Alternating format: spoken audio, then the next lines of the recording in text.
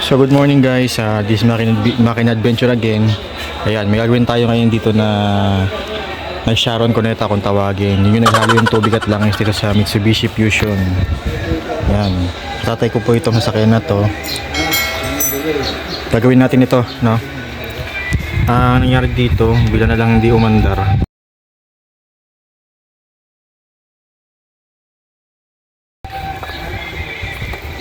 Tapos nag-overheat bago hindi siya manda, nag-overheat.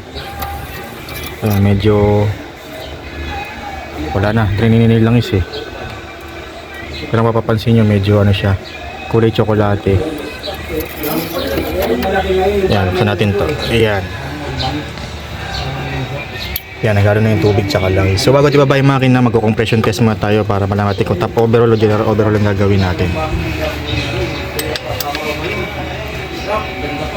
So kalasin natin yung mga nasa ibabaw para may pasok natin yung compression tester. Ayun, so natanggal na po natin yung mga nasa ibabaw niya, no? Tanggalin natin yung ignition coil. Yan, so magko-compression test na tayo. Yung intake area sa taas, sinanggal na po natin. Ayan, so pag magko-compression test po tayo mga kamakina, no? Tanggalin po natin yung mga connection ng injector. Yan, yung 4 na injector, tanggalin po natin yung mga connection yan dahil maaaring magkaroon ng detonation, lalo nakahugot yung ignition coil, no, para walang maging problema in terms of fire accident. Yan, so pagkatanggal na po natin yung mga connector ng injector, yung ignition coil, isasaksapan dito at ating yung compression tester. Yan, so tatanggalin nyo po yung spark plug. Yan, tatanggalin nyo yung spark plug nya para sa isang cylinder, per cylinder, isa-isa lang pambulot ng spark plug. Huwag nyo po hugutin lahat kasi magbabagsak talaga sa compression test yan pag tinanggal nyo po. Kaya maganda, i-ano po natin, isa-isang spark plug lang. Check natin kung nahuhugot yung ginabit nating connection. Okay, so pag compression test po tayo, start natin yung makina, huwag kayo ipapaanda rin.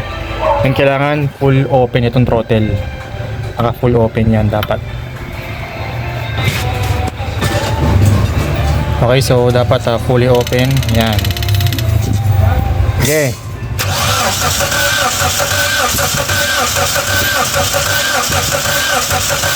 Up.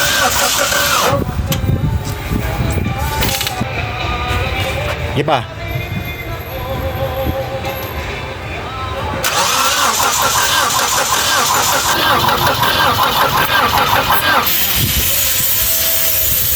Okay.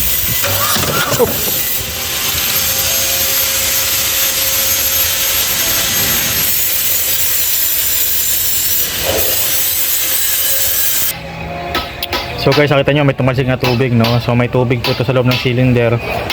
Possible to cylinder head gasket. So dahil ang tinakbo po na itong unit na to ay 200,000 plus na po, ang nagdesisyon po yung may-ari, yung patatay ko na baba na lang po namin yung makina, no? Para makondisyon na rin po yung kanyang makina. So pag nagko-compression test po kayo, isa-isang cylinder nyo po gagawin yan, no? Then kapag kabagsak po lahat yung mga cylinder, ang gawin nyo po, para malaman nyo kung top overhaul o general overhaul lang po siya, buhusan nyo po ng kakaunting langis dito sa kanyang cylinder, no? Tanggalin nyo po yung spark plug para makita nyo po kung papasa. Pag pumasa po yung sa compression test, ibig sabihin top overhaul lang po yung gagawin nyo. Okay, so yun lang po. Sorry po, pagka pumasa po yung kanyang compression test at after nyo pong lagyan ng langis, general overhaul na po yun mga kamakina. So ibig sabihin kasi yung langis, sinilid na lang niya yung pagitan ng piston ring tsaka cylinder wall.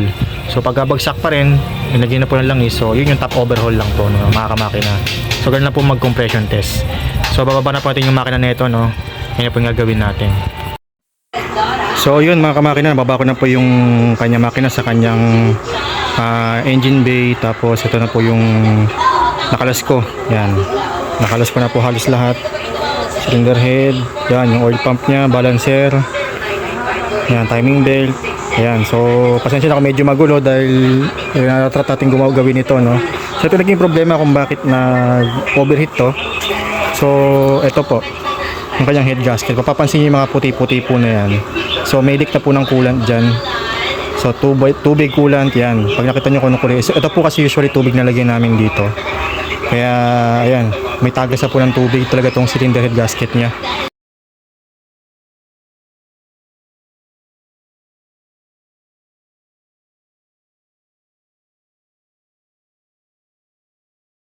Papareplace din po natin itong kanyang head and block para sigurado po no, pag kinabit natin susukatan ko pa rin po siya, pero dahil since 213,000 km na po tinakbo na ito, parang engine rebuild na pong gagawin natin.